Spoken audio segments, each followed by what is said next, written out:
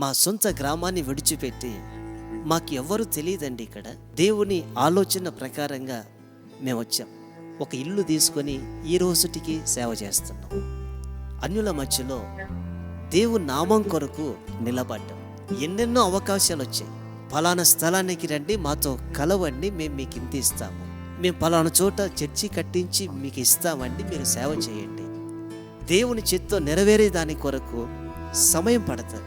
ఎంతోమంది మమ్మల్ని కూడా అవమానించిన వాళ్ళు ఉన్నారు. ఇన్ని స్థలాలకి వెళ్తూ ఉన్నారు కదా, ఈ విధంగా వాక్యాలు అందిస్తున్నారు కదా, మీకేమిటి ఇంకా చర్చి కూడా లేదా?